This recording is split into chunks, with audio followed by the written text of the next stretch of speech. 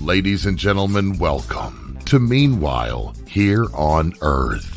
This program features in-depth conversations with the leading names in the subjects of UFOs, abductees, the paranormal, panel discussions, and the very best and brightest of the next generation of writers and researchers.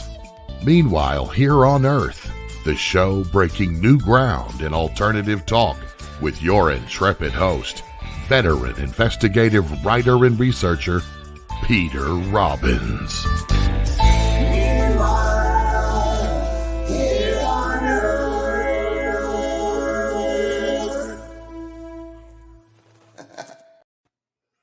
Welcome to Meanwhile Here on Earth with me, Peter Robbins.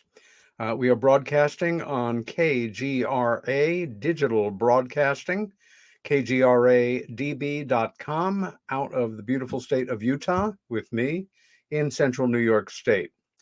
Before we bring on today's guest, just some thoughts on what's going on with our weather right now. You've only to stick your head out of the door for many of us, or turn on your TV, or look at the weather on your computer to realize we are in the middle of a really hot spell.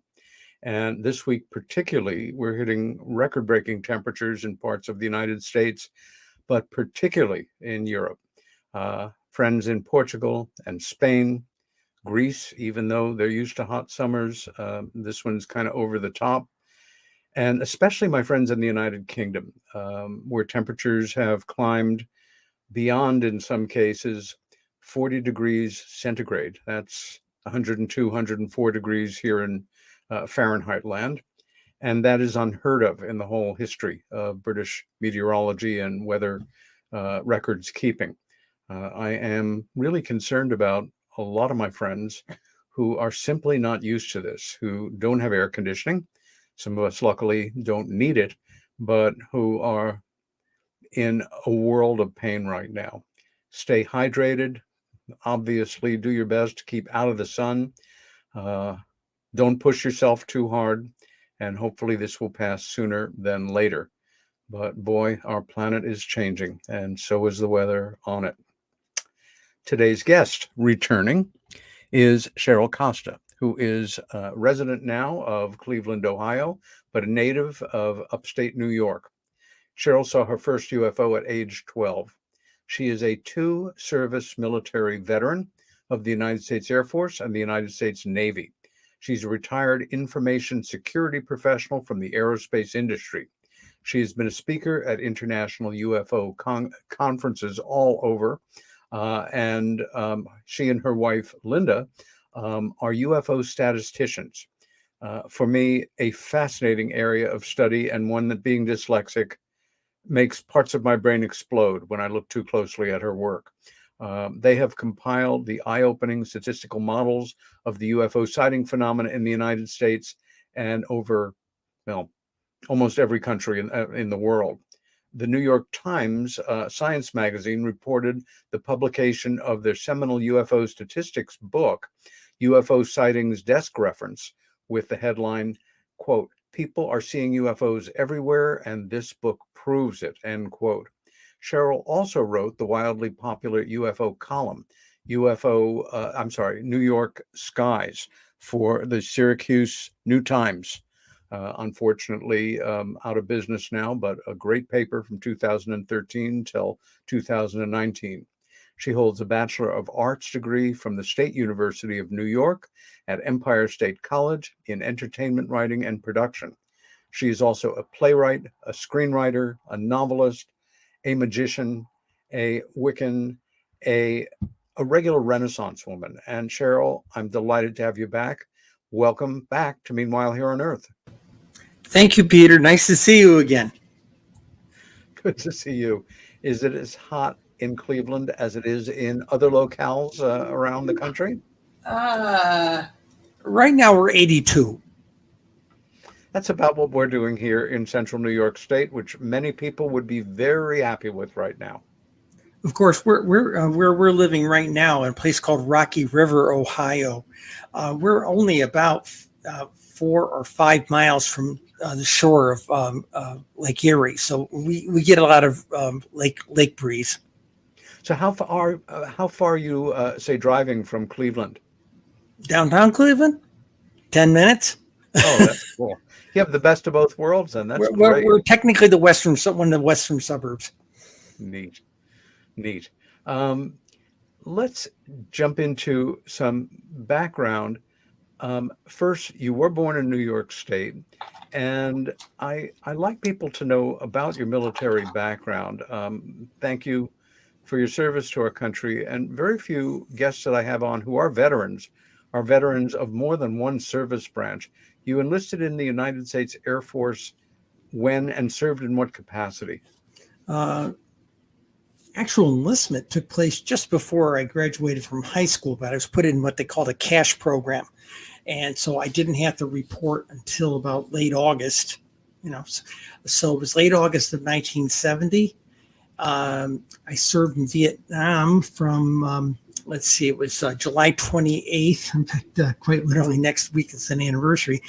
July 28th, 1971 to middle of April, 1972.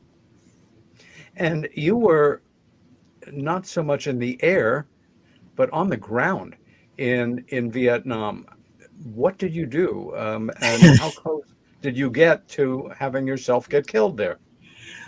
First thing, I was sort of up in the air, and yes, I got very close to being killed. I was a telephone lineman. I climbed telephone poles, and people shoot at you on those things. Could you be a better target? Well, one of the things I had going for me at the time, I was when I got to Vietnam, I was 102 pounds. So I was a skinny little shrimp, and that sort of helped a little bit. Right, let's shoot at. I got knocked off a pole once. They shot my belt off, and fortunately, I fell in a big thicket of bushes that cushioned my fall. And the other time was they shot the hydraulic. I was in a cherry picker, and somebody shot the hydraulic line, and that was a pretty quick trip to the ground. And by the way, 3 weeks after I got there, the largest at the time it was considered the largest ammunition dump on the planet was about 1.5 miles from where my barracks was, and sappers came in, set off an explosion, and it burned for 17 hours solid. And it was like the 4th of July for 17 hours solid. Right, except that it could have killed thousands of people if projectiles happened to interface with their bodies. We had racks of bombs go off, and it would come flying through the air, and we had live ordnance laying in the street outside of our barracks.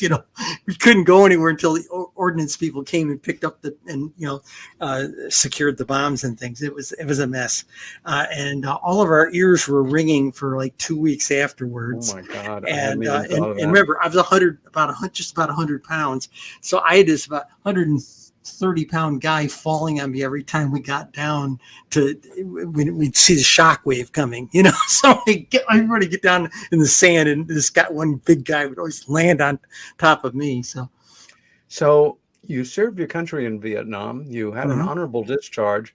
Well, in the Air Force, I got a hardship discharge. My hometown got wiped out in the Agnes hurricane flood in June of 72. Oh my gosh. Okay. So go ahead. You could have at that point returned to civilian life with your head held high, but instead I did. You said, I did. What I did was I got out of Vietnam about 4 months early. I volunteered for a second overseas assignment. I was having a good time over there. Okay. So I volunteered for, I was in telephone maintenance at the base. I volunteered to be part of a mobile telephone squadron construction team, and we got sent to Korea. Now, the reason we were there is this is 72. Okay. remember in about 68 or 69, the Pueblo got captured by the North Koreans, and the guys the sailors got put in prison camps and all that kind of thing. Yes. Well, that's when our government and the Korean government figured out that nobody had upgraded the telephone system in South Korea since the Korean War. And they figured out how bad things were.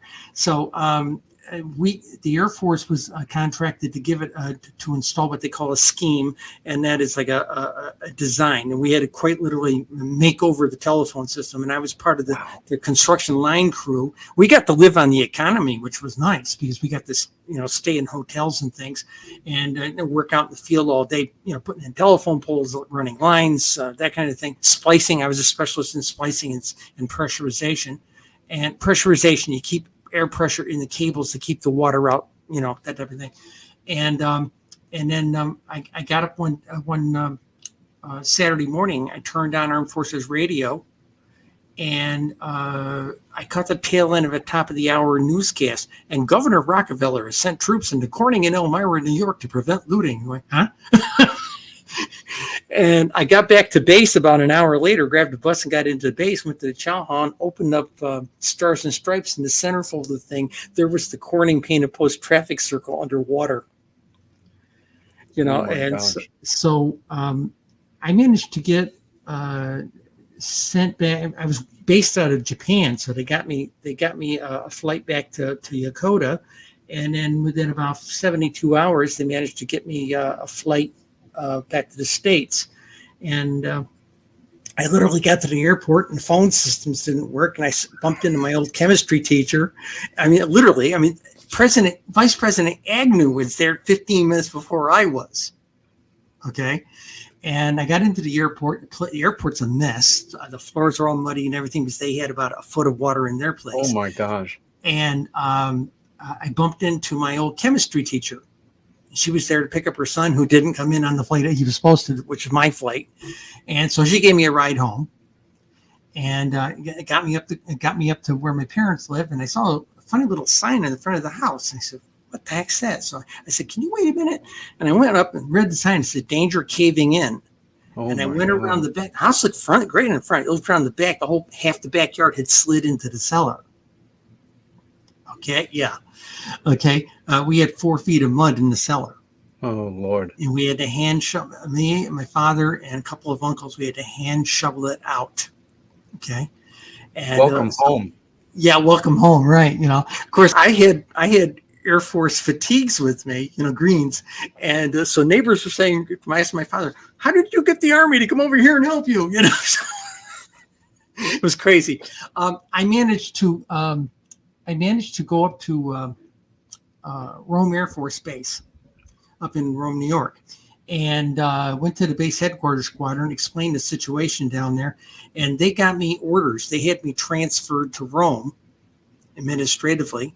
And at that point, I just got promoted. So I was a sergeant. So they had me supervising the kids that were kind of on house arrest, mowing the lawns and things like that, And so I was doing that. And then the squadron commander was very good about letting me take off on Friday afternoon and not get back till like noontime on Monday.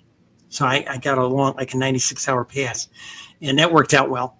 And I did that for a couple of months, and that was only 3 months. And I came back into the office on Monday morning, and they said, "Guess what?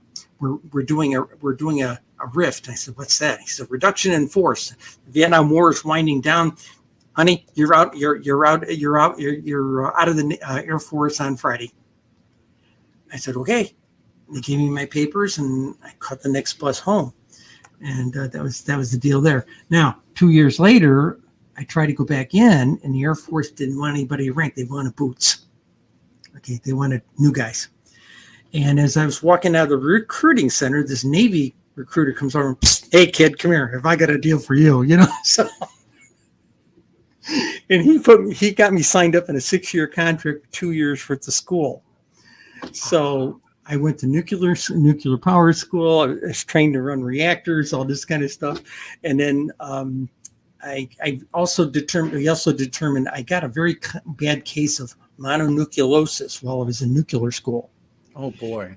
And prognosis wasn't great. I was out for 90 days at one crack, started a second class, then I relapsed.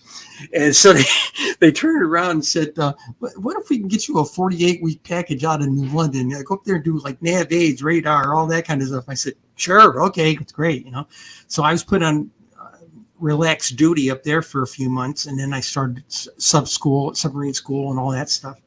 Now, let me stop you here for a moment. You literally tried to re-up in the Air Force. They're looking for new people. And in that moment, a sharp-eyed Navy recruiter sees you. You join the Navy. It's one thing to join the Navy. It's another thing completely to sign up to become a submariner. That is a rare breed. And my only contact with that reality came at about 7 years old when my grandfather and I went down to New York Harbor, and I remember it very well because I was a little kid, and Mayflower II, a replica of the Mayflower that had been built in Plymouth, England, fully rigged, sailed over to America, and of course, for a kid, this is just a dream come true. And we went on the Mayflower, and I was shocked at how small it was, and thinking about these guys crossing the sea and all that romantic stuff. And right next to it was docked a World War II era submarine. And my grandfather had no interest in going on it, but he said, would you like to? I said, well, of course. And I remember going down the ladder and taking one look around and thinking, no way. And up the ladder I went. The claustrophobia potential was so frightening to me. I mean, even watching submarine movies, especially the great old World War II ones, they do make me feel anxious. And I salute you, but what was it that made you say, I could do this? I'm just in awe of it and fascinated, because again, most people would prefer not to be in a metal thing under the water for prolonged periods of time with any number of potential things that could go wrong and result in a horrible storybook, slow, suffocating death, or a very quick one. Okay, it's kind of hard to explain. I guess. Okay, well, I wasn't sure I'd get through sub school. They take you and put you in a pressurized thing, and then they open up a little hatch in that 105 feet of water tower to see if you can handle it going up if you had to do an emergency escape. Okay, there's that. They put you through a huge battery of tests, right, in sub school. As they should. And then in my case, I was training. I was trained in advanced submarine, the radars, the navigation equipment, that type of thing. Even though that wasn't my specialty, but I was trained in a high level of that. And my training primarily was radar and electronic warfare.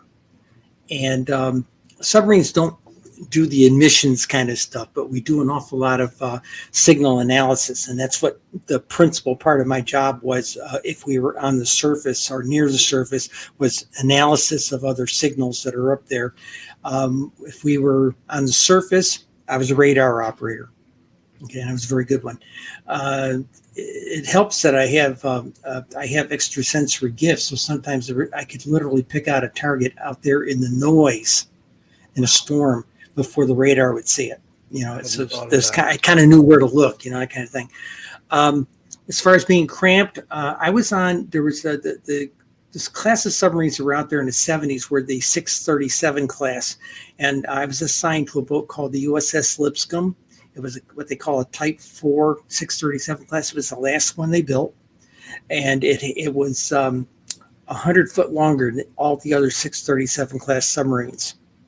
Okay, and we were an electric drive. We had a motor, an electric motor, and it had word quirks. If you went back in the engine room at sea, especially if they were running at a top speed, we had a little problem with ball lightning chasing sailors up and down the engine room. Okay, the mixed fields and things. It was weird, but it was good duty. It was quiet duty. I enjoyed it. It was a little bit more arm room than that World War II pig boat. Now, the say a nice thing of a pig boat. Gato, there's a here in Cleveland, downtown Cleveland, parked down by the Rock and Roll Hall of Fame at the piers. I think they have a destroyer down there, but they also have the USS Cod, which is a Gato class World War II submarine. And about the time I was courting Linda back in the early 2000s, she flew me out to Cleveland, go see her hometown, so to speak. And we got to go on to Gato on a tour. Well, we didn't have a tour guide when we were allowed to go down the rear hatch, but I was pretty studied up on. I'm sitting there pointing stuff out, and people are following me. Like, it was so funny. And the guy who was the tour finally was apparently with these other people, and he said, "You want a job?" So I have been invited, since they know I'm here now. I've been invited to come down and join. They're technically what they're called is a museum crew. Okay, now it's a floating museum, and I've been volunteered to come down there and be part of the museum. Very crew. Cool. The submarine you served on was nuclear powered. Yes. So you are on this machine with a nuclear reactor. Yep. Hopefully everything goes fine, and it doesn't bother anybody. It's back there someplace, A couple of quick questions. How many 2 foot of steel between us? On board the ship? Yes. Typical complement was about 115 people, standard crew. Wow. And then it's not very much different than the World War II guys. Nope. And if we were on a special mission, we might grow upwards of 135 or so, 140, which meant that lower ranking petty officers, we had to do something called hot racking. We were working 12-hour shifts. So I would sleep. I'd get up, go get a bite to eat to go on watch. And the guy who was coming off watch would go back into my rack to sleep. Next question. How deep did this submarine go at times when you were on it? And how long would it, and did it stay underwater at any given clip? I can't tell you the depth it's classified. Okay. Greater than 600 feet. Okay. Can you tell us about how long, the longest time you were deployed without being off that submarine, that you were underwater? No. There's off the submarine, and then there's how much time underwater. If we were out doing what we call special ops, Tom Clancy stuff, we didn't surface for 60 days, and we would pack out about 90 days worth of supplies. In fact, we did not have enough room in the storage areas, so they would bring all the number 10 cans down into the berthing areas and put them on the floor. So while you were on mission, they had cardboard laying on top of it. You could roll out of your rack right on top of the can, get up and go take a shower, right? Of course, towards the end of the patrol, the cook ferries came in the night, took the cans, and then one morning you'd roll over thinking you're going to roll out onto the can and fall 18 inches. Is it true, as I've understood? First, I know that there is greater informality on submarine crews than there might be on surface vessels. And that's a fair thing to cut people slack on, certainly. And you can grow beards, and you had a great one back then. The other thing is it true that you folks ate a lot better than, again, surface vessels? Yes. I had served on, before I went to nuclear power school, it was in Bainbridge. I was in the last 2 classes at Bainbridge, Maryland, before they moved to Orlando. I was on the destroyer for 6 months, temporary assignment while they were waiting for my school slot. Yeah. And I would say we ate good on the destroyer, but we ate considerably better on the submarine. Of course, there were a few times our relief ship, remember, we couldn't transmit. We were on radio silence. And so we'd get messages saying, your relief ship won't be in for another 2 weeks. Bad circumstances, something happened, okay? And so we would literally be down to the dry C and K rations that were stored in the walls. Gosh. You know, a couple of times we were licking peanut butter on our hands. You know, Reminding you of how good you usually ate. yeah, but the funny thing is, when you're give me an example, when we were coming out of Norway, we went up and did an exercise with NATO, and we got a 10-day stop in Bergen, Norway, and that was a blast. And I was a duty driver, and because the average age on the submarine of the lower ranking guys was about 19 to 22 years old, I was 28. I was a second class petty officer at the time. And so I got to be a duty driver. Normally, if a second or third, first class would not be doing duty driving, but I got to be a duty driver. And it was just like driving the states and the highway, and the interstate, and all that kind of. It was just like that, except the people spoke a little different. And at that time, disco was big. Okay, at the time. And by the way, they like American U-boat sailors who do disco dancing. So. Before we go on, and I really want to thank you for sharing some of this stuff with us, because for me, it's absolutely fascinating. But can you, without violating any security protocols, give us an idea of how tense things got on certain duty assignments? This, of course, is at the height of the Cold War, and Okay. You're on a nuclear submarine. Is it missile deploying? No. We were an attack boat. Okay. What they call a fast attack. What was But discovered? Tom Clancy, at any point were you told there may be an enemy submarine in this area and we need to keep an eye or locate it, or anything We knew you where can they share were. in that realm? Trust me, we knew where they were. I can't get into it deeper than that because that's kind of what I did. But the thing was, we're usually very, very aware of them. We would track them; they would track us. Sure. Okay, it was a game of cat and mouse, hunt and seek, that type of thing. That's most I can tell you about that kind of thing. I think the hardest, it wasn't tense. It was like working in a windowless office building when we were not on special assignment.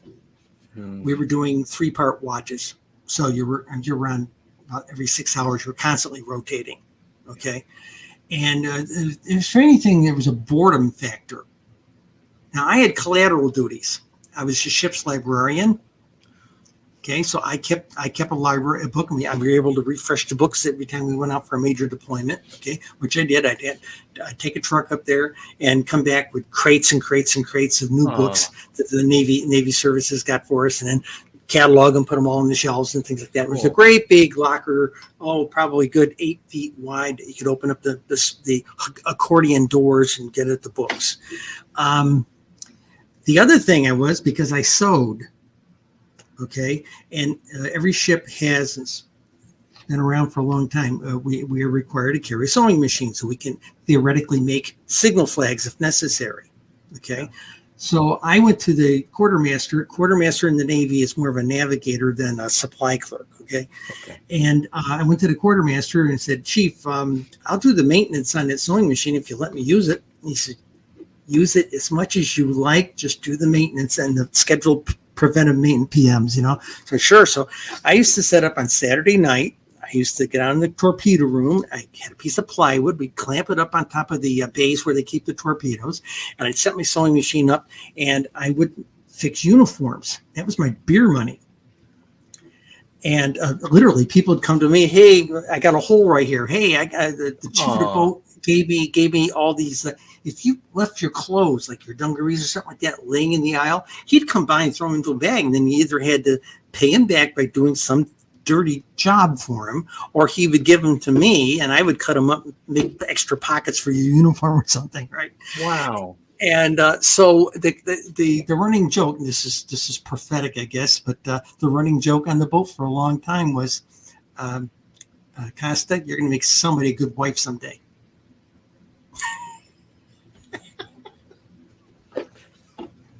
I'm not going to touch that. I already knew where my head was going. Believe me, I knew where my heart was, right? And I wasn't the only one on the boat. There was at least one, perhaps two other people that were in a similar situation, but we had to kind of keep it to ourselves in those days.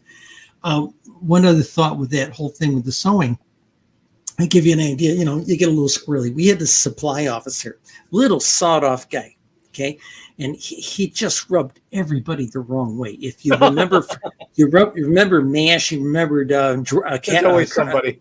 Major Burns. This guy was a Major Burns, just rubbed everybody the wrong way. Okay.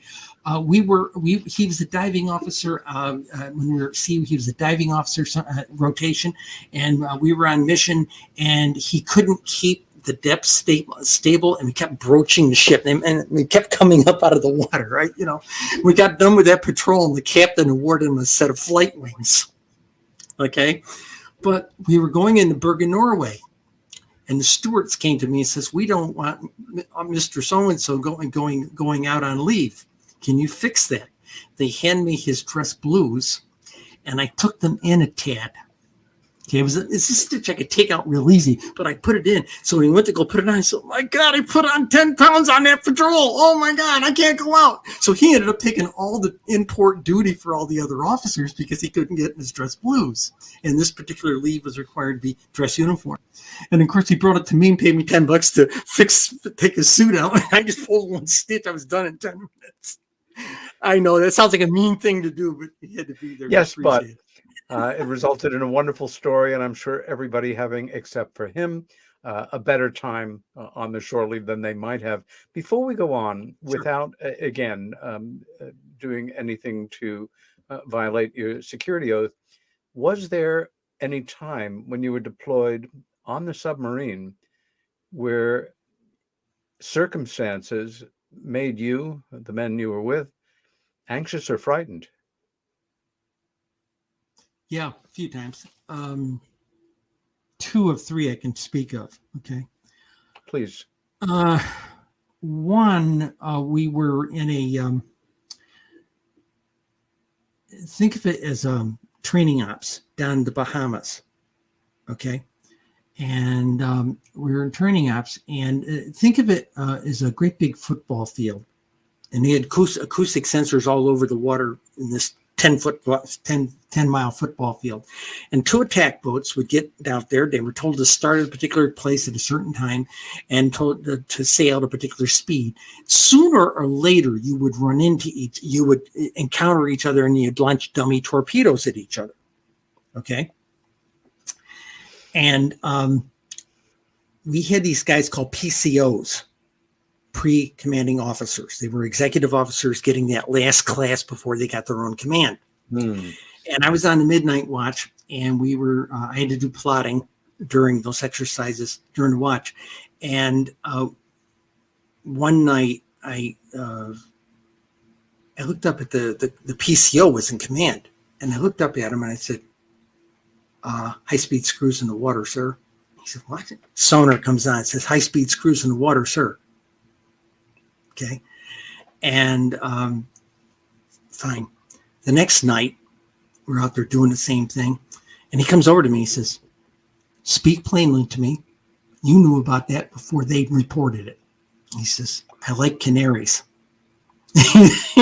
So I said, "Okay, sir." And we got into our little chase the submarine thing. And he said, and I looked up at him. He says, "Shutter doors, high-speed screws in the water." And 15 seconds later, sonar reports it.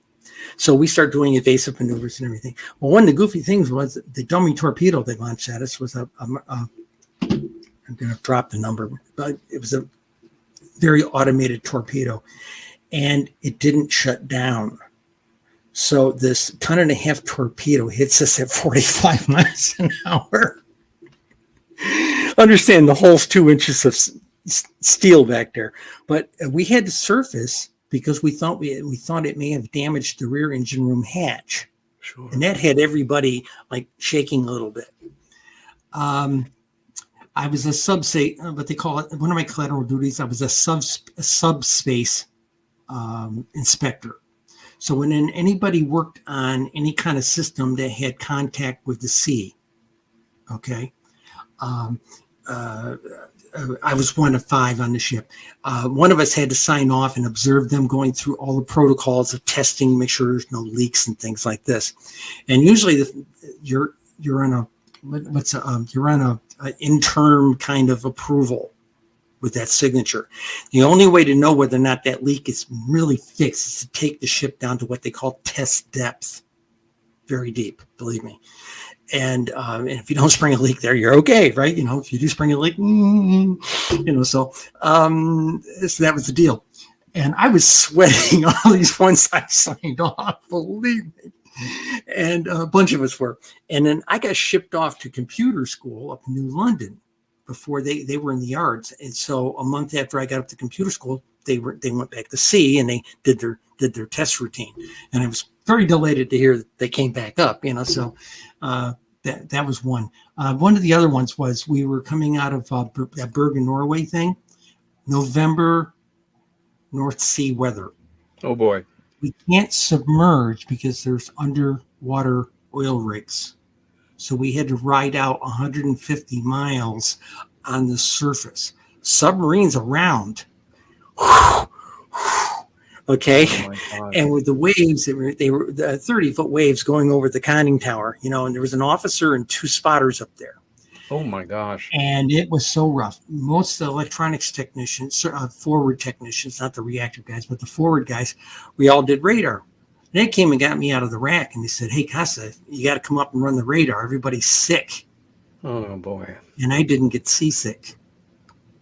Not like they did. Okay. Yeah. So I got dressed, came up there, and I grabbed a pack of crackers in the galley before I went up, stuck them inside my poopy suit. Oh, poopy suit. That is like a set of Velcro dungarees. It's a blue set of dungarees. It's all put together with Velcro. And if you were smart or either had a wife that sewed or had somebody like me who could sew for you, we would open up the back of it, put Velcro around it so you can tear down the back of it and sit on the can, okay, without having to take the whole suit off, okay? And so, I made a lot of money putting those on. Like I said, it was my beer money. It really came in handy. So what happened was I'm standing up there with the radar. I've got the quartermaster behind me. He braces himself between the navigation stand and my back. We put our backs together, and as the ship's rolling, we're doing this routine, right? Okay. Water is coming down the hatchway into control. So at one point, we had about 2.5 inches of salt water on the floor, rolling around the floor in control. And I'm standing there at this radar stand that has this red anodized plate that said danger 25,000 volts. I said every prayer I ever learned. Cheryl, you bring up a memory for me. When I got out of art school, war in Vietnam was at its height. I failed my Army physical. Thank you, all forces in nature. But I knew I needed some kind of coming of age experience. And I thought I had an opportunity to serve on a Norwegian freighter. And I thought, I'm going to do this. And I got my Siemens papers and shipped out. And the last few days of that voyage, it was early October in the North Sea, and it was deck work. And this is a 30,000-ton freighter, but I remember having to sleep spread eagle on my bed so I didn't flip out. And like cleaning, the deck, you'd work for X number of seconds, then your equilibrium would slip, and you'd have that big, heavy industrial broom out in front of you so that you didn't smash into the gunnels, work some more where you were, get ready to do it again. It was exhausting. Yeah. Before we move on, you knew that you had psychic abilities as a young person. Mm-hmm. And you joined the Navy, and all of a sudden you're working with radar and other technology where you're finding that these abilities are giving you a leg up. Now, that's great because it helped you to make the right decisions and to intuit certain things a little earlier than the next person over might. But it was something obviously you couldn't say, hey, one of the reasons I'm a great radar operator is because I'm psychic. This is No, the no, United States no, Navy. You're no. working underwater on a submarine. How did you balance that? Or occasionally, I mean, in the world of fiction, the famous radar character from MASH was named Radar because he intuited things before they happened. But this was you to a degree. Can you give us some examples of that before we transition out to the Remember, next part of the remember when I program? told you about the PCO and the thing with the shutter doors, screws in the water thing? Okay. Yes. He came to me after we got back in the Bahamas for supplies and things. And he said, I'm going to a missile submarine. Now, missile submarines were great duty. They had two crews. One crew would take it out for 3 months, and one crew would be back training and be with their wives and everything, and then swap. The crews would swap, right? Got it. Blue and gold teams. Attack boats didn't have that. Our boat certainly didn't have it. We had a 65% divorce rate. We were in home port 55 days, and the first year I was there. But he came up to me, and he had a big red orange mustache, and he comes up to me and says, I'm going to a missile boat. He says, how staffed is your department? I said, we're 2 men overstaffed. He says, would you like to come to my ship? He said, I liked what you do, and I said, sure, we're overstaffed here. Fine, go ahead, ask for me. I'll be happy to come. Where are you based out? Going to be based out? He said, Norfolk. Great, love to come. My wife and I would love to come to Virginia. He said, great. Comes back to me 3 days later and says, Costa, I'm sorry. Captain said he wouldn't let his canary loose.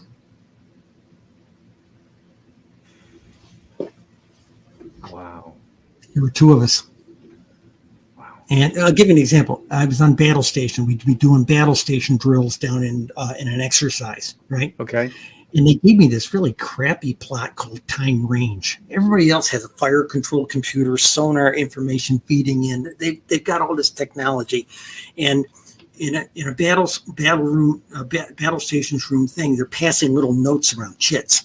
Okay, and it's the information. So there's not talking. There's somebody get the information. They start passing it up. The con would get it, and then he pass it around to like the weapons people and the sonar people. It'd make the rounds. Okay, but it's essentially very quiet. The only person talking up there was maybe the captain and the XO. That's it. They're up on the command stand, and that's the only verbiage. Okay, it's a very tight discipline, and a couple of times the solutions broke down. Sonar lost them. Fire control solution collapsed, and there was at least 2 incidents that I remember. The captain looked over, Costa, where are they? And I just point, and he'd just translate that into whatever the compass bearing was. Yes, sir, we reacquired it on bearing Wow. that kind of thing. Louis could do that too. And Louis could do that as well. There was a friend of mine. And we got to be good, close friends right up until he died about 2 years ago, in a motorcycle accident. But Louis could do this as well. He was extremely sensitive. And we used to be, there was a lot of pressure there. We could tell when there was this like vibe in the ship with the people, there was a tension thing going on.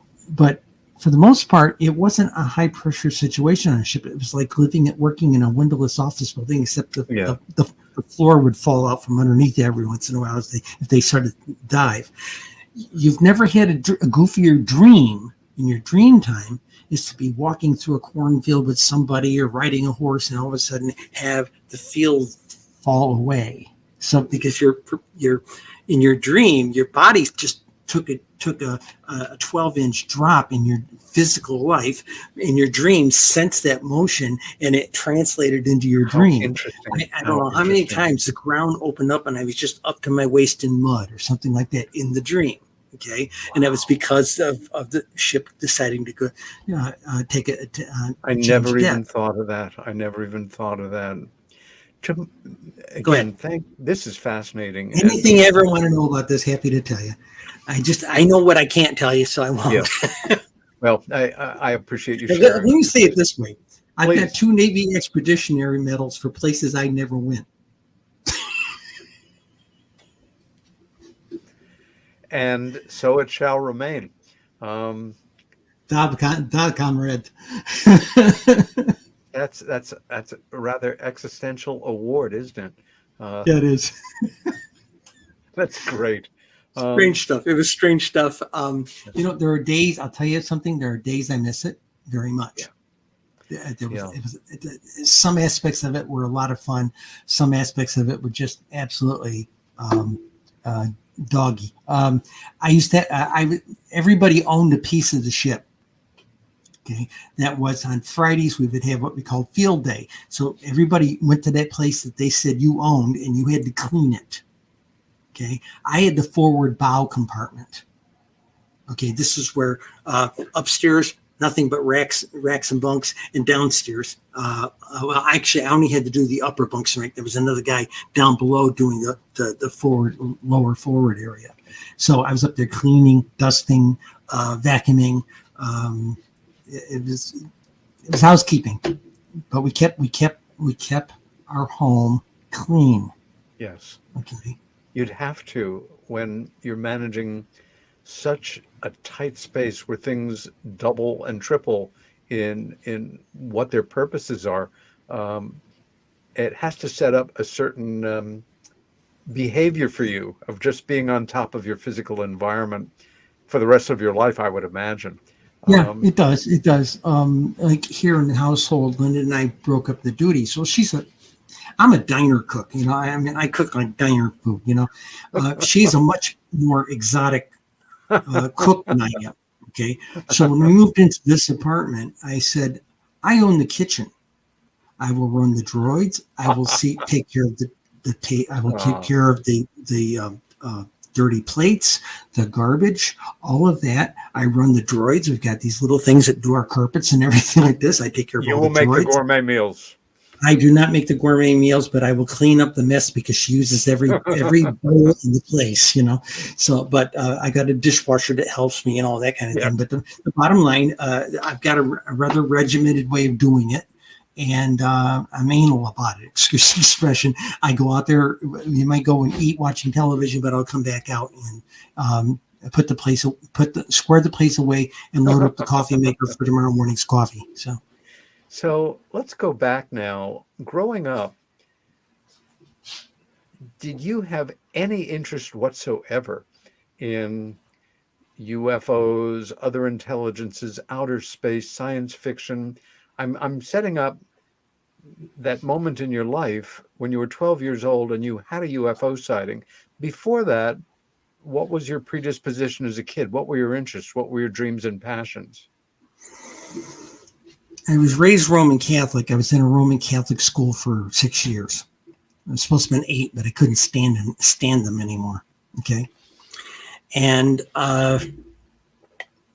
my aspirations in those days, and this is going to sound strange, somebody asked me, who were your heroes at that time? John Glenn, Francis of Assisi, and Doris Day. Just what I was going to guess. When I got into high school, it turned into somebody else. Moshe Dayan was one of my heroes, But oh yeah. But the bottom line was I was exposed from the paranormal side. My grandmother was somebody in the regional spiritualist church. So when I stayed with her during the summertime or sometimes over long holiday weekends during the school year, her friends would come over and I got to see, 4, 5, 6 years old, I got to see the tables levitate and all this crap, So I kind of grew up around it. Okay. Grandmama and grandpa knew I was one of the cousins that had the sight. It ran down the maternal side of the family. Okay. The shamanic stuff comes down the paternal side. So the Costa kids got a double whammy of it. Okay. I'm the only one of the 3 of us that embraced it. Okay. Now, to cut you off for just a moment, did this exposure to seances, psychic readings, that whole world, did you feel that in conflict with what you had learned in, parochial school and being a good Catholic? Yeah. Yeah. Okay. By the time I was 17, even though everybody, including the parish, I was sponsored to go to seminary. I was supposed to go become a priest. Okay. I was a good Catholic boy, as they say.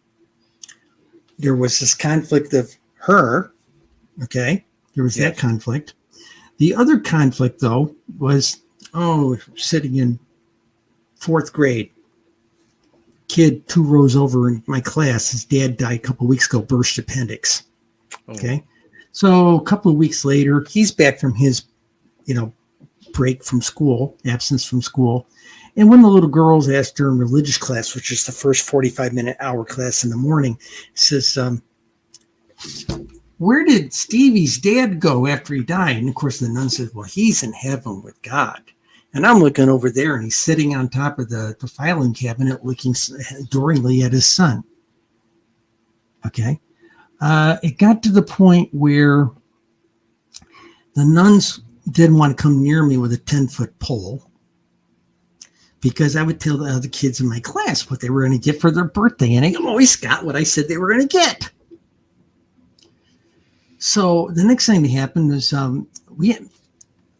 you remember what John Houseman looked like, big burly guy, especially the way he was in his elder years, like Paper Chase. I'm going to make you into lawyers, that kind of thing. Okay. Well, our father, I'm going to call him Father G. Father G was the pastor at our Catholic school, our Catholic church. And he had that kind of manner about him, that very rough, we're going to do it this way, I'm visualizing the actor as you're speaking. You get the drift. Okay.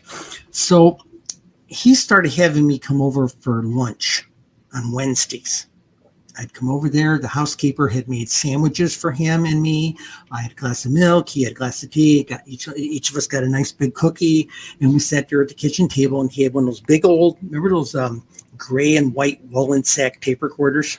Reel-to-reel tape recorders? Oh, my gosh, sure. Well, that was a modern piece of machinery at that time. Yeah. He had 2 microphones plugged into it, and he'd sit there and ask me, he said, tell me about your dreams.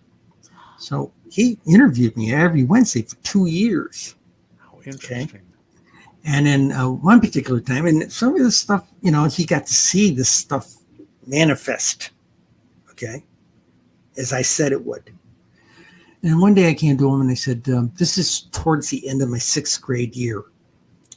I left the school at the end of 6th grade. All right. So here's what happened. So I tell him, I said, I see Sister so-and-so, and I see her falling down a flight of stairs. There's this huge red ribbon. He said, what else? I said, dragons and swords and shields. Whoa. Okay. 3 months later, this particular nun was coming down the stairs in the convent. That convent, you've seen carpets down the stairs, and they have like a little brass bar that holds it to the stairs. Yeah. One of them came loose. The whole thing came unfeathered, and it was like a big ribbon of carpet going down, and she went ass over tin cup. Oh, and I told him there's blood and bone.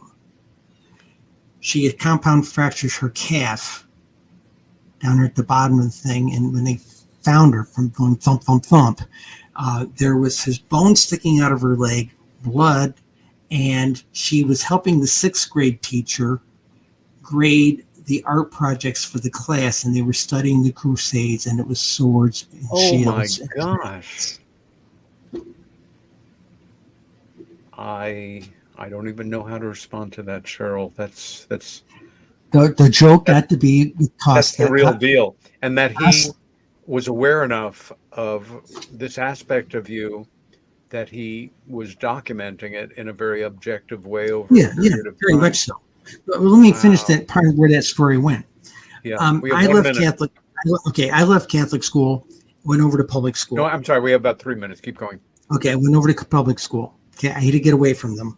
Okay, and for a number of reasons, my parents agreed with me. Okay, and there were certain advantages. The public school kids got music lessons and things like that. Our school did not have this stuff. There was things I wanted to do. They had a shop. We didn't have that. So I wanted to go do that stuff. And the bottom line was I had to go to these Monday afternoon, what they called CDC classes. So basically, it's your indoctrination class to keep you Catholic while you're in public school, that kind of thing. So we got off activity period to go over there and do these things. I got off actually about 2:30 in the afternoon on Friday to go to these things, okay? So over there. So I finished out those 2 years. Everybody thought I was going to be going into the seminary, okay? And April 17th, 1970, the day that Apollo 13 astronauts came back, I was down helping the young priest who, in those days they had 4 priests in a parish, right? You know, they don't have that anymore. But him and I were washing the cars, right? And got invited in for supper. It was a laid-back supper in the kitchen, not in the banquet room or anything. And there was this little television story on the evening news, little dinky TV set, you know, it was about these little bony little babies in Biafra or someplace, you know, there's just a head and skin and bones type of thing. And I started to cry. And this is a different pastor with liquor on his breath. You're going to have to be stronger if you're going to be a priest. And I just tried to roll with it and try to get out of the tense situation. He wouldn't let it go. We got into a knockdown, drag out argument, and they pulled my sponsorship. Now, when we come back in the break, I can tell you what the aftermath is. That's perfect timing, Cheryl. This is Peter Robbins with my very special guest, Cheryl Costa. The show is Meanwhile Here on Earth, and we'll see you in a couple of minutes. Don't go away.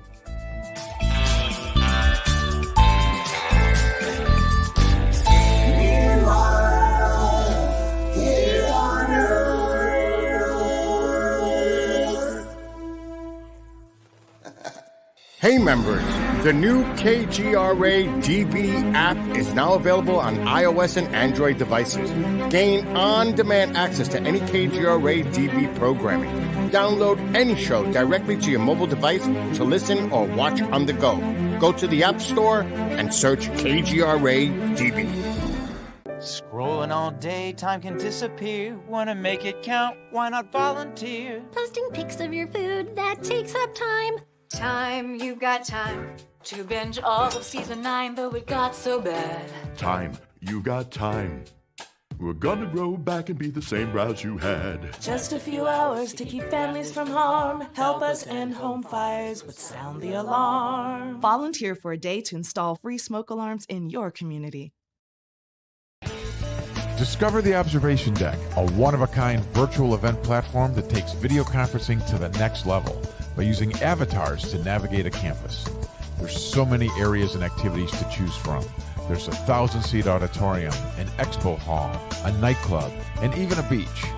So come attend a conference, take a class, or hear a lecture on the incredible Observation Deck campus. Go to theobservationdk.com. You're listening to the KGRA Digital Broadcasting Network. We provide unparalleled coverage of trending news in the world of ufology, cryptozoology, and paranormal phenomenon. Whether you're watching our video live stream or listening to one of our audio programs, you are getting the best from world-renowned researchers and hosts, guiding you through topics the mainstream won't touch. Miss one of your favorite programs? No problem. Head over to the members area at kgradb.com for access to our massive library of award-winning content. Make contact, stay connected, only at kgradb.com.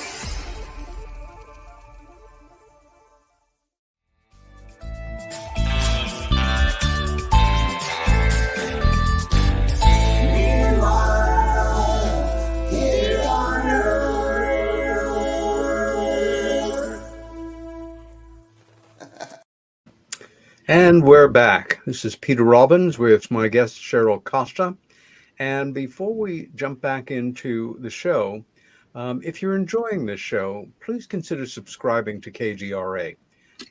If you like Meanwhile Here on Earth, there are about 75 episodes that you might want to listen to, and hundreds, if not 1,000 or more, shows that are archived going back years, paranormal, UFO related subjects.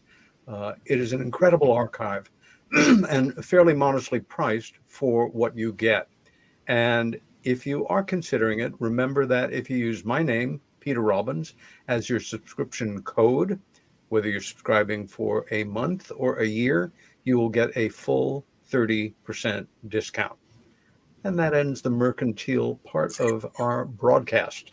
Cheryl, we left off at a very pregnant moment. Continue on. Okay, so they pulled my sponsorship. Okay, I figured my life was over with at that point because this was what I had planned to do. Okay. And I was one of these kids that wasn't drawn into high school romances or anything like this. My attitudes just weren't like the other boys that I knew. Okay. So I signed up to go. I talked to my electronics teacher in high school. We were one of the few schools that had an electronics class. Okay. And he was retired Air Force. And Mr. Rizou and I had a couple of long conversations about this. And I came from a poor family and I was going to be able to afford college. He said, go in the Air Force for 4 years and get technically trained. And, you if nothing else, you'll come out with a GI Bill and you can go back to college, Yeah. So that's what I did. That was the plan. So I packed up and left. Hell, I was sworn in 2 weeks before I graduated. Okay. And, so warp ahead. Now we're going to come back to UFOs in a minute. Yes, we are. Okay. We met. Okay. Got to Vietnam over there. We're doing all this kind of cool stuff and everything. And a sergeant and I got asked to go out with some Army guys to take care of a relay station, the telephone stuff associated with it. And we're out there and suddenly we're in the middle of a firefight at the comm. And this Army kid next to me takes one in the chest, breathing chest wound. My sergeant and I are trying to stay low. We're stuffing battle dressings in this guy's chest. And he looks up at me and says, "Father, baptize me." And I looked at him and says, "I'm not a priest, I'm a telephone man, And then he looks up at me again a minute or two later. He said, "Baptize me." Big blue eyes. I'm going, I was a good Catholic kid. I pulled out my canteen. I went through a baptism. So firefight's over with 10, 12 minutes later. We get a medevac in there. I ride back with him. Me and my sergeant ride back with him. I'm on in there and I'm thinking he's going south fast. And I did my M16 oil. I was a good Catholic kid. I gave him last rites, extreme unction. Okay, fine. Okay, not that I was a priest, but I did. Okay, fine. Okay, well, he survives. And he runs a dairy farm out in Wisconsin. But base chaplain got wind of that. Called me down. He was ecstatic. I said, I probably didn't do it right. He said, "Oh no, you did fine. It's if you were there, you're Catholic, you were, Exactly. you've been confirmed. You had the duty on behalf of the powers, to do it, and you were the right person at the right time. How many other kids would have known how to do that?" And I told him the story about being sort of kicked out of going to seminary. Well, they wrote a nice letter back to my home parish. Oh my gosh. And suddenly everybody wanted me to go to seminary. And I went like that. I said, "Leave me alone. You didn't want me before. Don't ask for me now." Vietnam had wrecked me in that regard. Yeah. Okay. And so that's where that went. And it wasn't until I got in the Navy. Well, okay, I was in Vietnam, and some of the Native American guys says, "Hey, you're a two-spirit." I said, "I'm a what?" He says, "You're a two-spirit." I said, "What's that?" "Don't worry, Coyote will explain it to you one of these days, And I had no idea what they were talking about, although I knew I had these feminine perspectives. And the bottom line was I went in the Air Force, was in Vietnam, did all this stuff, and it wasn't until I got in the Navy and out of school in the Navy, I got on my ship and I got introduced to Gardnerian Wicca with another sailor. Oh. And that opened up a 44-year path for me. And I was a Wiccan practitioner for a while, became a Wiccan priest for a time, became a Wiccan priestess, in the mid to late 80s, and been a parish priestess right up until last year when I retired. So that's the spiritual clerical side of me, clerical side of me. And I remember I had also 7-year stint with the Buddhist monks. I took a sabbatical in my midlife and went and studied with them for a time. And I was an ordained Buddhist nun, buzz cut, dressed like the Dalai Lama every day at Lockheed Martin. Push the diversity policy to the bleeding edge. I'd say you've got all the bases covered when things come down to the line. Okay, let's go UFOs. My first sighting. You're 12 years old. Set it up for us. Let's go back a little further. I was about 4.5, 5 years old. And I kept having these dreams that these little bulbous headed guys with big eyes were trying to take me someplace. And my parents found me a couple of different mornings. Those pajamas back in the 50s, with the legs and everything. You took them on 20 minutes to get you into it, everything. They would find me out of it in the morning, some mornings. Okay. And I had a sense of, now this is long before I knew anything about grays. Okay. So, okay, fine. We're 12 years old. We were up visiting an uncle late August, about 3 weeks before school started. We were coming down off the hill. It had been a wet season. The grass was taller than the car, that kind of thing, a dirt road. Coming down off the hill where my uncle was. And my mother had my father stop the car abruptly. And she points out into the western sky. This is up around near Bath, New York. Okay. And out there, clear sky, blue sky, every direction. Parked out there in the western sky, parked out there like a rock was a silver sphere. Okay. Now get an idea how big it was if you hold out your arm and look at your little fingernail. That's about the perspective of size we had. And my mom said, well, NASA was only 5 or 6 years old. Oh, maybe it's something NASA's doing. Maybe it's something the Air Force is doing. Maybe it's a weather balloon. Then she looks back at the 12-year-old and says, maybe it's people from another world. That got a whole different conversation going. Okay. So we got back on the road and turned, got back on the state road. And I got up in the back. Impalas in those days had those big windows in the back, right? So I'm up there. Who are you guys? Who are you guys? When they decided to leave, I didn't see an effect like this until the late 80s or early 90s with like one of the Star Trek movies.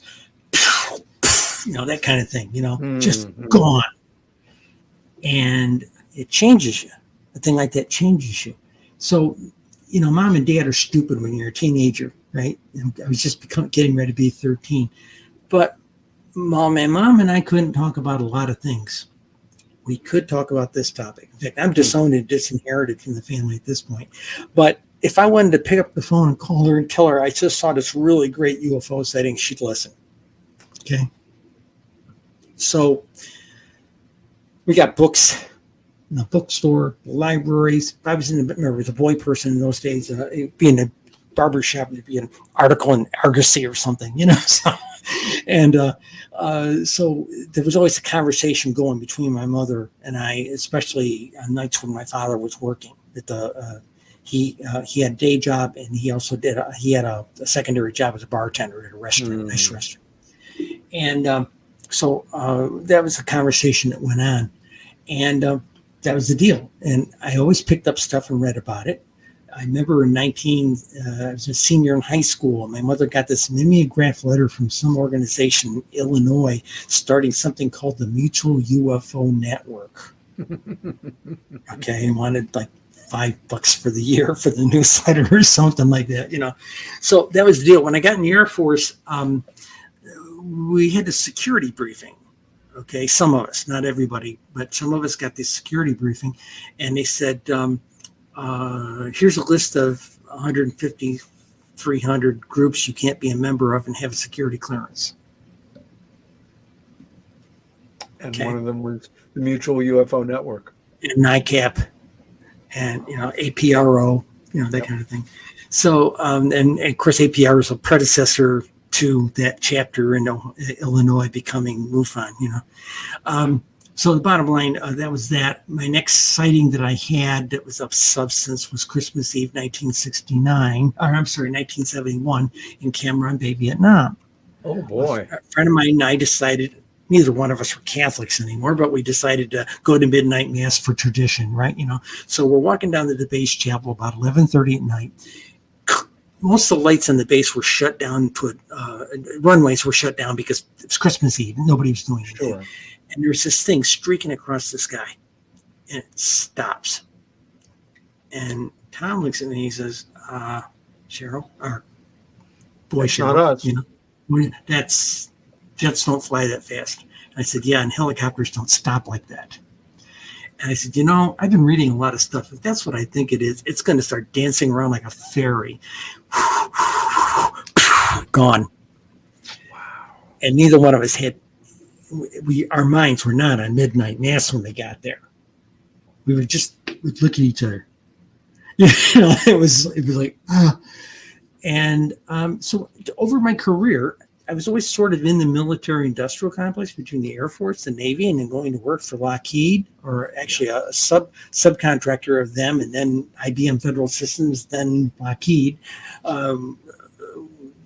I always had the interest, but my clearance was at a level that I really couldn't be involved with that community. Okay, until I retired when I was in 2011, when they retired me. And it was at that point I went back to school to finish a 40-year-old bachelor's degree. Only needed about 30 credit hours. Did it in entertainment writing. Okay. And then I was working for a newspaper full-time, yes, nighttime, not the New Times. Not the New Times. It was the Post Standard in Syracuse. It was the big paper. And I was a technician for them. Electronics department, but our duties at night, if we weren't fixing something, was to make the plates. And it's like a laser printer on something like, well, it looks like cookie sheets without a border on them. Okay, sharp, cut your fingers, take your finger. I don't have fingerprints anymore, that kind of thing. So it was that. And then one night I saw a thing, November 4th, 2012. The press had just started running, 700-ton Swiss press, just started rolling. All we had to do was sit back for 2 hours and let the run go. Okay, then go home. And I decided to check the news, and I was online looking at this at my terminal in the press room, and I saw this little sidebar story, about 150 words. UFOs have been declining since the 1980s. Maybe they were always just an urban legend. And I'd been well read enough with magazines over the years to say that reads like misinformation. Yes. So, first time in my life, 2012, I went out to I found the National UFO Reporting Center's webpage. I dug down a couple of pages, and I got into some year-end total type of things, and went from 1985 to 2012, where we were, and I just wrote down the numbers real quick, dropped them into a spreadsheet, and the arc went up like that. And I sat there and looked at the graph, and I said, "What memo didn't the UFOs get?" About decreasing, So that got me going. And it was about the same time. I used to come home about 2:30, 3:30 in the morning, okay? Park the car, close the garage door, and if it was a clear night in Syracuse, we were on one of the hills, so I would stand there in the driveway and look up at the Big Dipper, okay? And one night, this is kind of a meditation thing, kind of let the shift, kind of ring out of me and just calm down and all this stuff, And I'm looking up and I'm looking at the stars up there, and all of a sudden, I'm hearing this humming sound, pulsing humming sound, and that type of thing. And I looked up above me, and it had a point to it, and the sky was getting black. And once it got past me, it was later I would find out it was a triangle. Okay, had the red light on the bottom, those big light things on the back, and it had to be maybe 2.5, 3 stories deep. It was over a football field long, moving along at a nice leisurely coasting. It was like I could have just it was like a dirigible, it was that slow. And I just stood there and watched it go off to the northwest. I went in the house, got into my journal, sketched it all out in my journal. I was too frightened to report it to that mutual UFO network in New York. Okay.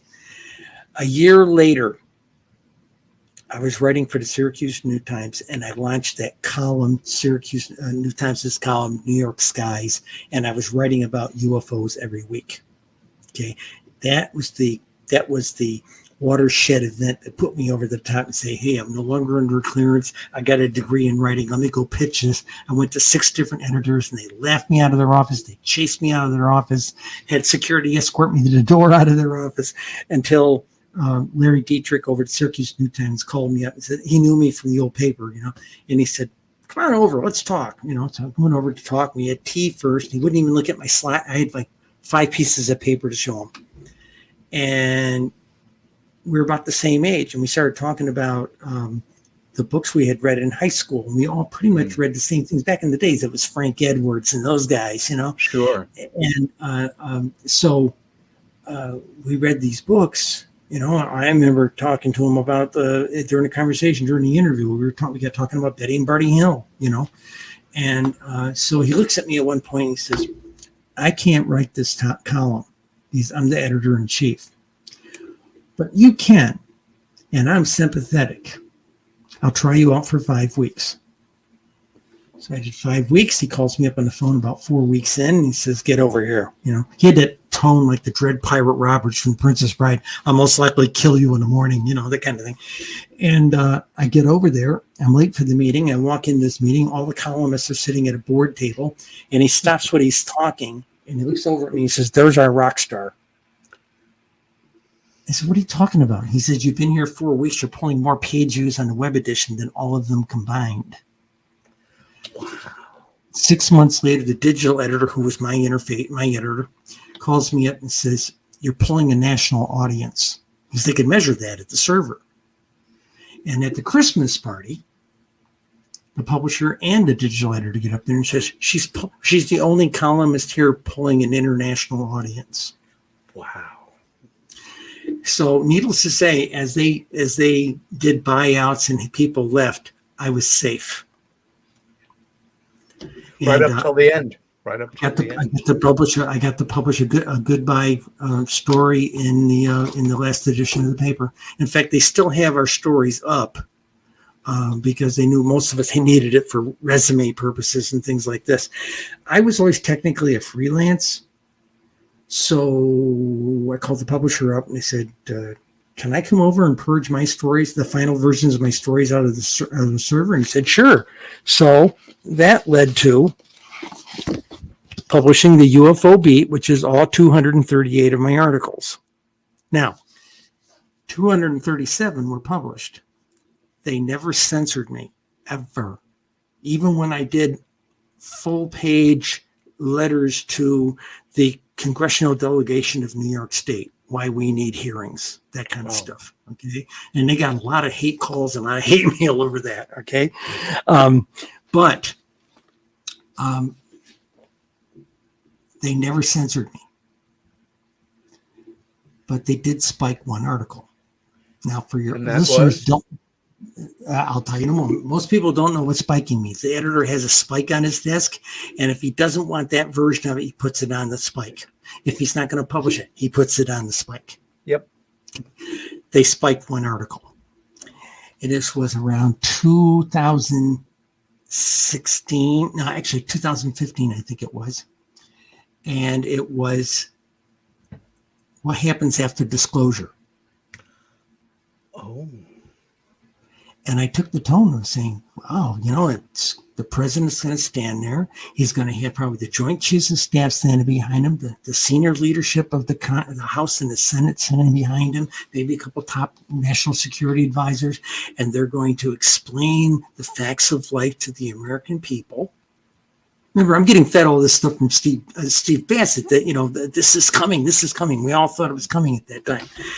And I said, this is what's going to happen. What's going to happen afterwards?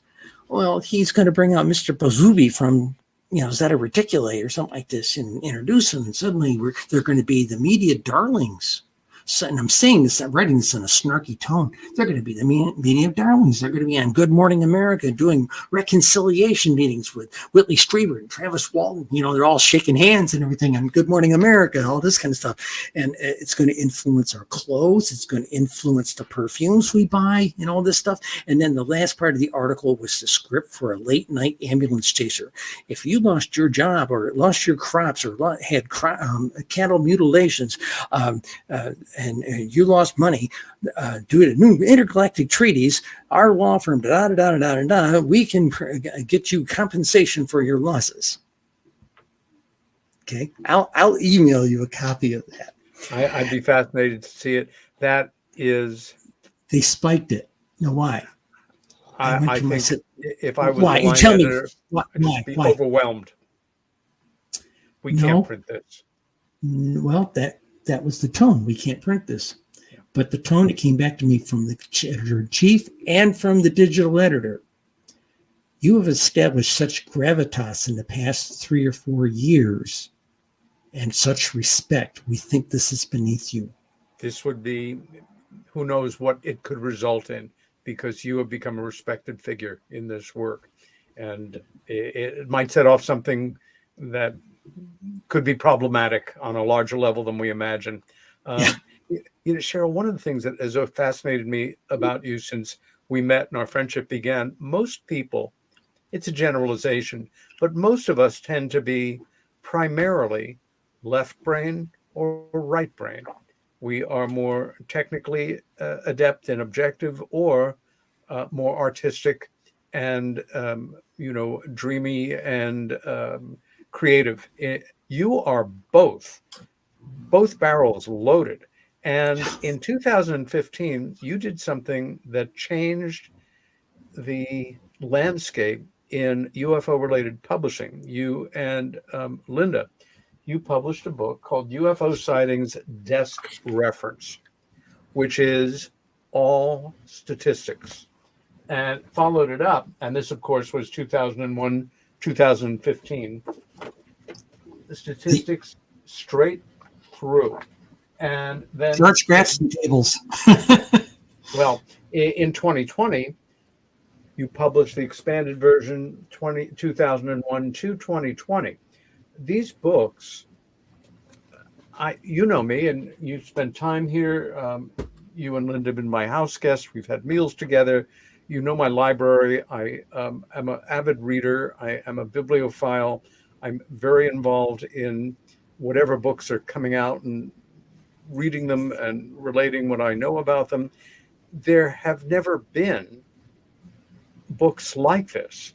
And even for somebody like me, who, because of childhood dyslexia, which continues to impact on my life, particularly in the world of numbers, I still need to, since the age of computers, little handheld adding devices, we're all pretty good at running numbers, but I still look at a 6.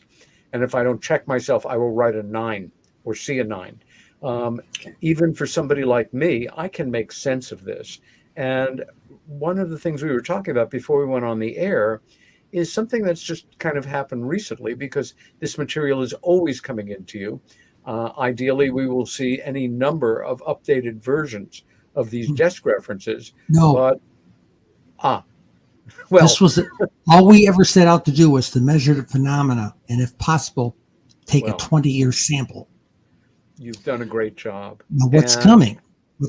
And what literally over there in the table behind me is the first book of a series of 50 books, one book for every single state. Right. That's what the desk reference does. Has a lot of the same articles in it.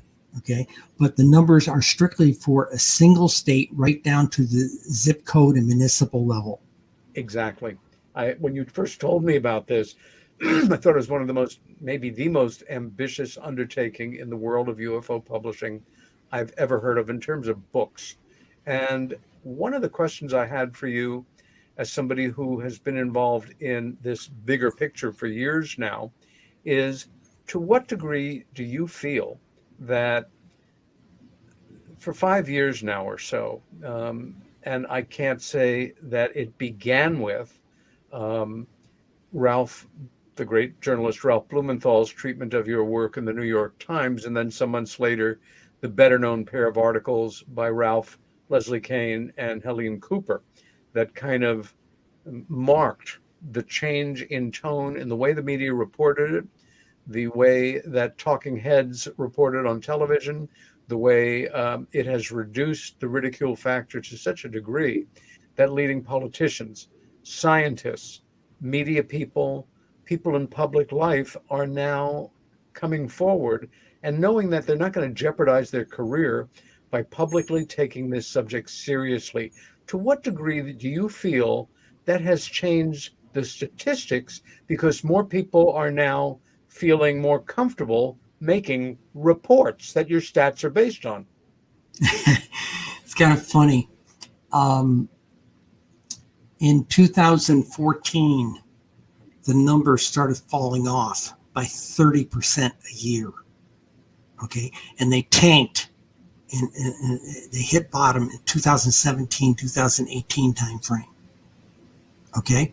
And of course, everybody is emailing me at the paper saying, oh my God, Space Force chased them away. And this happened and that happened. And they don't want to be around us anymore. And, it's just one thing or another. Heck, the best one we like is they're out of grant money and they're out of grant money and they're going back to the new model UFO. That was what we heard. I kept telling everybody, guys, this is a part of a 6 to 7 year cycle. They're going to come back in 2019 or 2020. And first week of March in 2020, we're just getting ready to go into the lockdown. Okay. I get a call from George Knapp and he says, Cheryl, he says, my phones are ringing off the hook here. People are seeing stuff up the wazoo. How about you? I said, I took 2019 off to work on other projects. I don't know. Let me go check. Now, what most people didn't know about me was because Linda and I had at that point 18 years worth of data. We had built a mathematical model. And all I had to do is I went to the National UFO Reporting Center. I grabbed the January and February monthly totals for them for 2020, dropped them into the model, and it predicted within 2% where we would be. And I called him back an hour later and said, George, we're going to have the best year since 2012 if the model holds up. And we did. That's what statistics will do for you. That's the only predictive aspect of UFO statistics I can tell you about. Nothing else is predictive, believe me. But it's changed people. Amazingly enough, though, even though they're treating it a bit politer, I get asked by documentaries, TV shows, shooting to things you probably have seen on Netflix the last couple of years, approach me along with others. And they didn't take me. I do statistics. Oh, we want stories. Okay. So Linda and I are the two scientists here. She's the real science brains. I got the top hat and the cane and the arts and entertainment degree. I do the presentations, but she's fine. By the way, now that she's retired, she's doing presentations too, which is nice. Yeah. But there were a lot of people when the white book came out. They said, "Oh, this is charts, graphs, and tables and numbers." That was the attitude by a lot of people. But what a lot of people did not realize, let's look at 2017. February 2017 was the Obama disclosure, which came in the form of CIA, declassified CIA documents. A lot of them were Kissinger cables from the Nixon administration, but there were UFO ones in there. Now, what Linda and I found fascinating, we had already been playing with the numbers. We knew what a monthly chart looked like in a northern state. That little peak in July and August.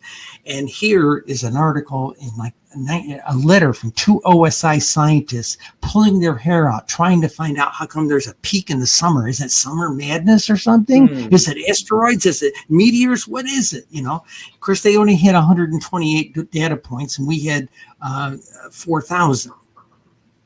For a particular place.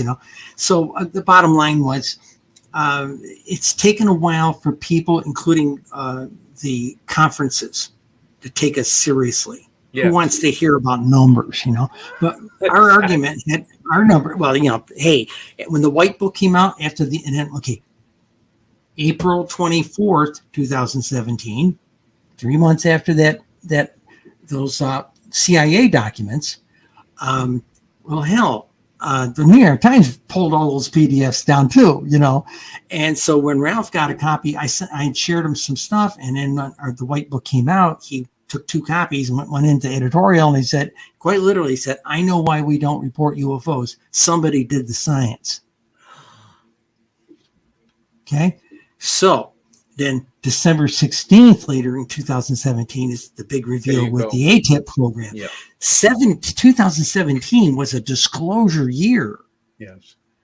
Okay, but they always tend to look at just the December 16th, but there was a lot of stuff building up that basically a major newspaper, world newspaper of record was talking about it sanely. Yes. That's and what people others were following. And others following. And others were following, and even more doing it now. But would you believe nobody will talk to me? Right now, I've got some of the best data I've ever had, and nobody will talk to me. I've reached out to major people, Gannett. I've reached out to the Newhouse people. I've reached out to all these people. Nobody will talk to me. I think if I can just observe here, I think this is the way it often is with pioneers in different aspects of widely divergent fields. One of my favorite quotes relative to this, I think it's from the 30s, Max Planck, who was a Nobel Prize winning physicist. And the quote is, if I remember correctly, science changes one funeral at a time. It's like the old guard has to die out before it's safe to step in and say, yes, this is important work.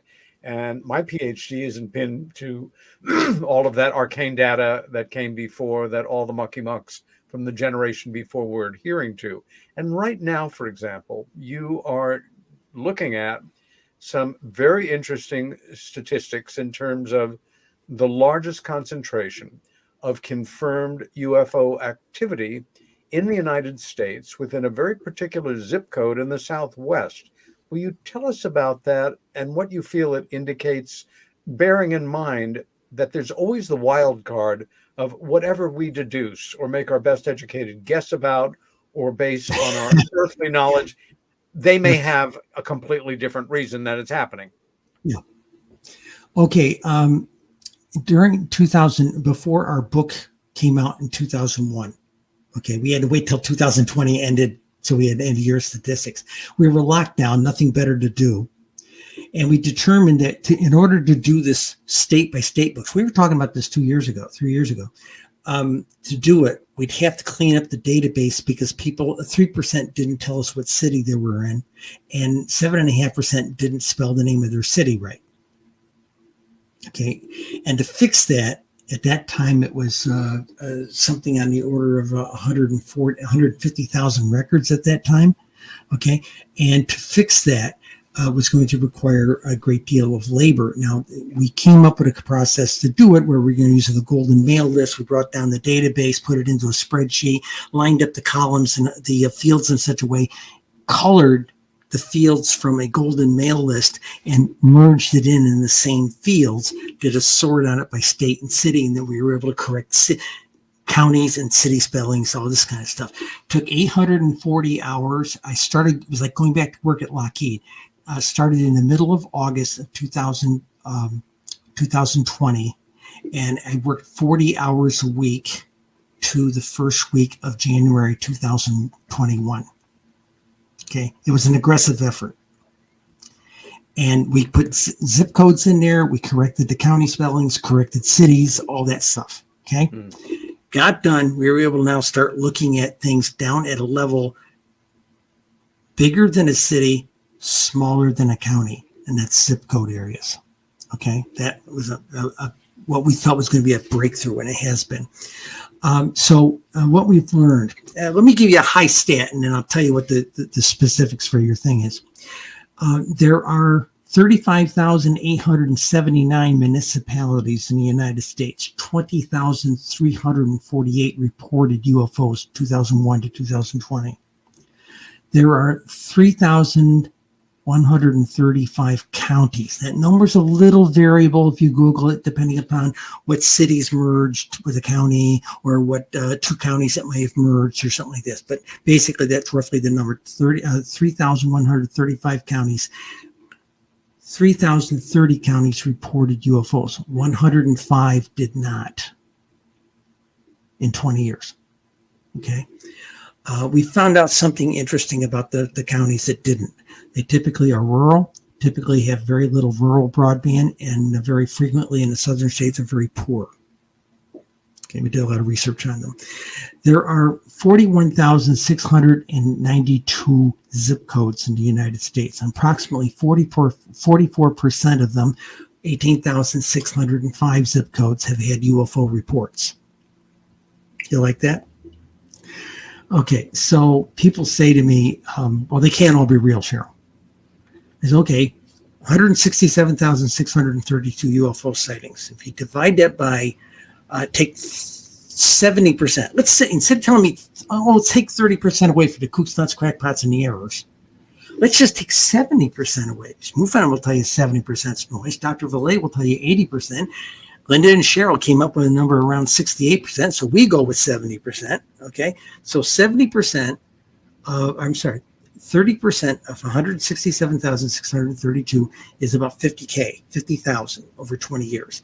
That works out to about 2,500 a year, 2,515, something like that. And it works out to 210 a month for every month for the 240 months of 20 years. Now, if all states were equal, they're not, but if all states were equal and we divided that number by all 50 states, that would mean all 50 states would average 4 UFO sightings that might be the real thing a month, every month for the last 240 months. I show that to editors here, and they get blunt, they get white in the face. They won't talk to me anymore. Okay. Now, carry it one step further. There are the people who call me up and say, oh, Cheryl, they can't all be real. It's got to be much rarer than that. And I get editors and news directors to say this to me. So it's okay. Let's take 99%, throw 99% away. 1% works out to 1,676 over 20 years, which equates to 7, let's call them starships, 7 starships a month in the United States visit every month for the last 240 months. Now, I've been told before only one would be an earth-shattering thing. Well, we may have 7 per month, okay, if the statistics are correct. And after the White Book came out, I got calls from people I hadn't heard from since high school and said, Cheryl, you nearly flunked out of high school because you flunked math every year. You published a book of statistics. We've got 6 dead math teachers rolling over in their grave like a rotisserie, you know. Okay, here's what happened. Yeah, I did flunk math a lot. Got in the Air Force. They tested me. I graduated in the lower quarter of my high school class. But everybody said I was brilliant. I couldn't understand why. Turned out I wasn't loaded enough, and turned out I was dyslexic. Okay? Air Force put me through some classes on how to work with dyslexia. All right. Much later, when I was going through my gender change, they said, why aren't you a member of Mensa? My scores were way up there. All right. When I was 28, one day I was balancing my checkbook, and I had one of those old 4-bangers, right? Calculators, right? And I was working through trying to do something.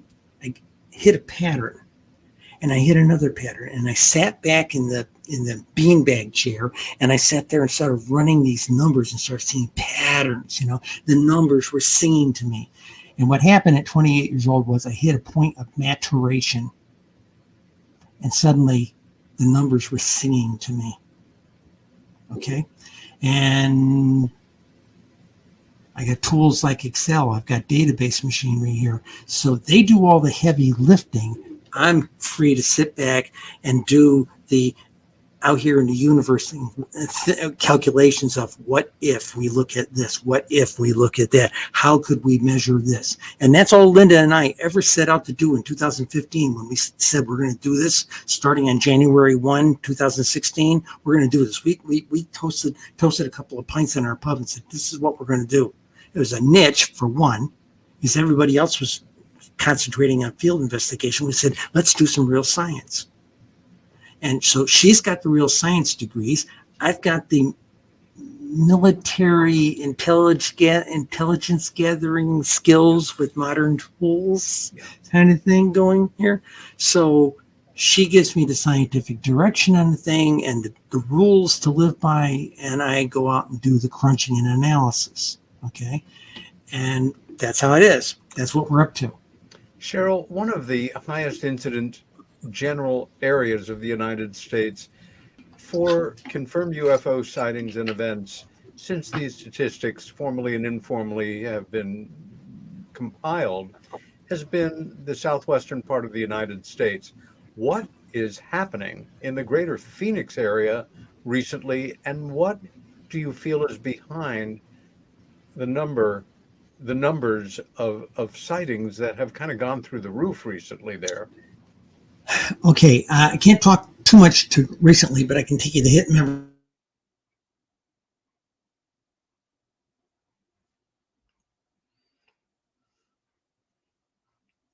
Okay, Cheryl's camera has frozen, as has she.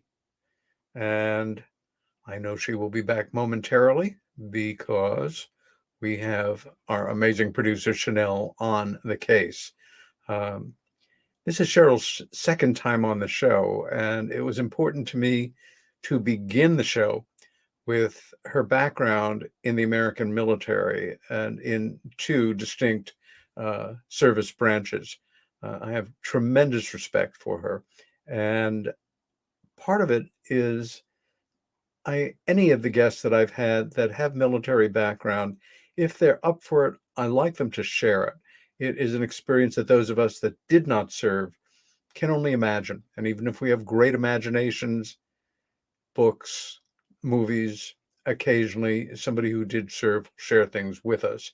Also, again, as I mentioned, probably this category covers almost every single viewer and listener that I'm talking to right now. Most of us are left-brained or right-brained. Right brain being more in the creative area. I'm back. Left brain being more in the technical area. And just one of the things that fascinates me about you. Continue on. Okay. Southwest. The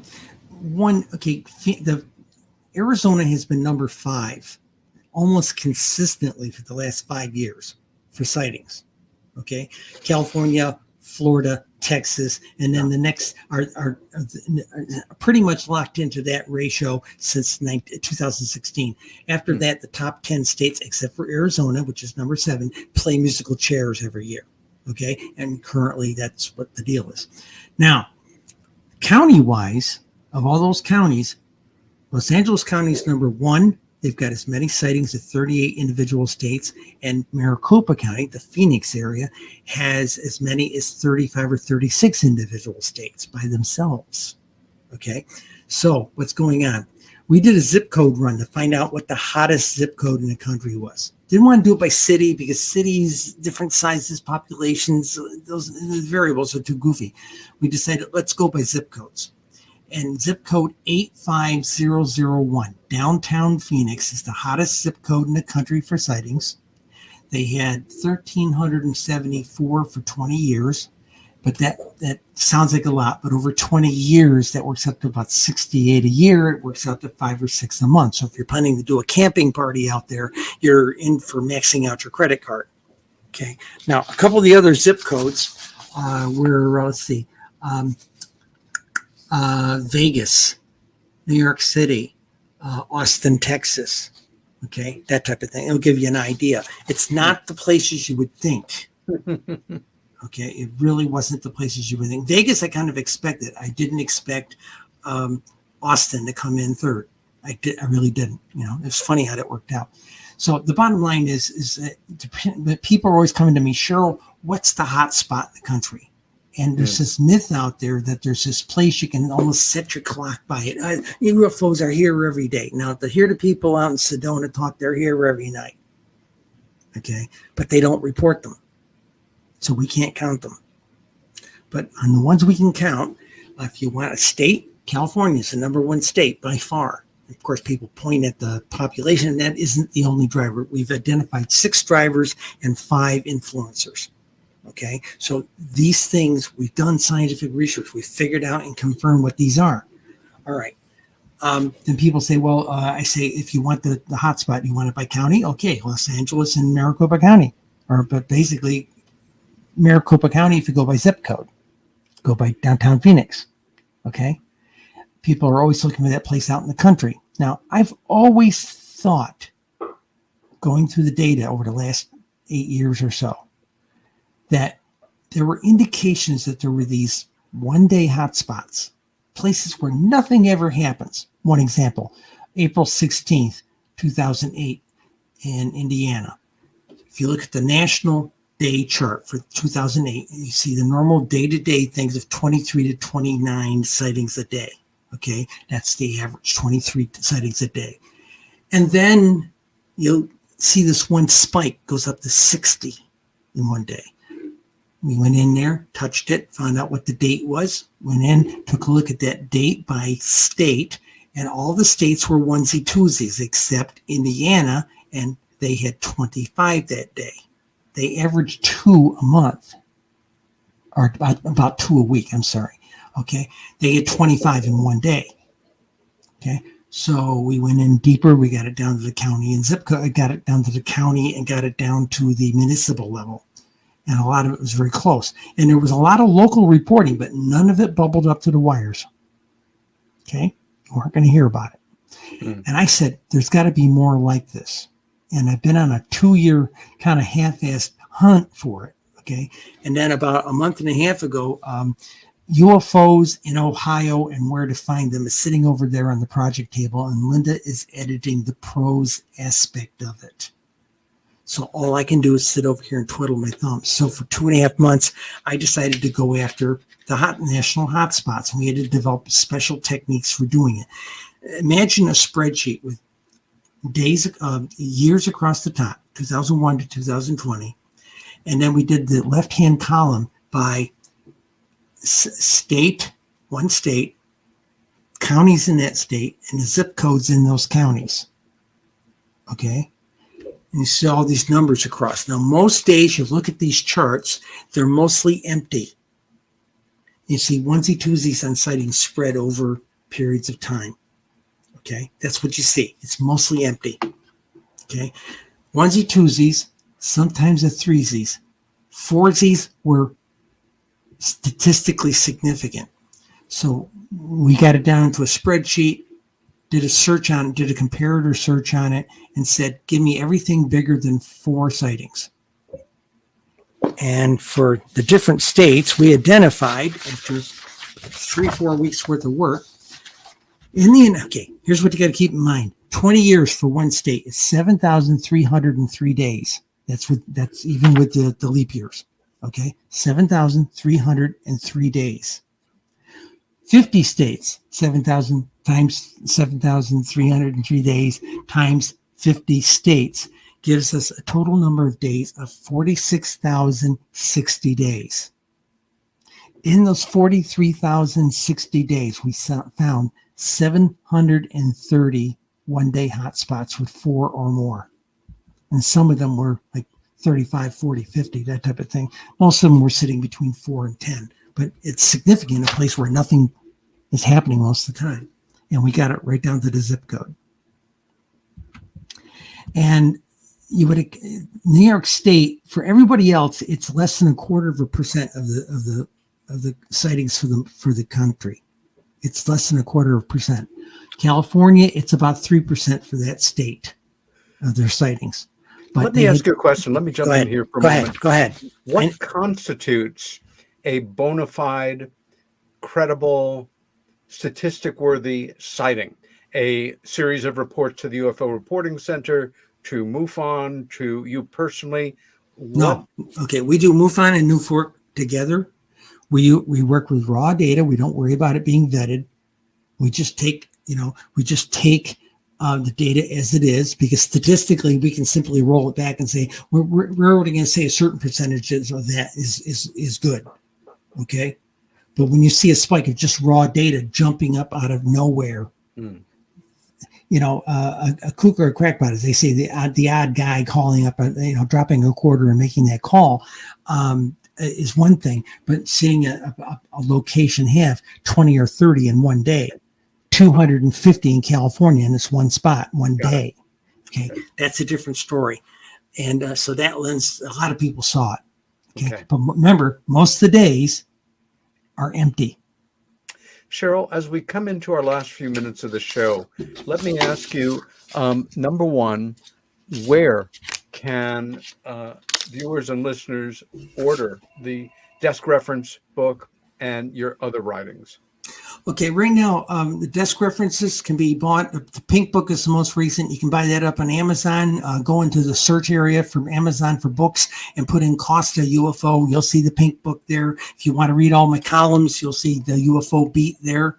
Linda and I are getting ready to launch this UFOs in what state and where to find them, 50 books. And we're going to do the states in it. We're going to do the shapes analysis.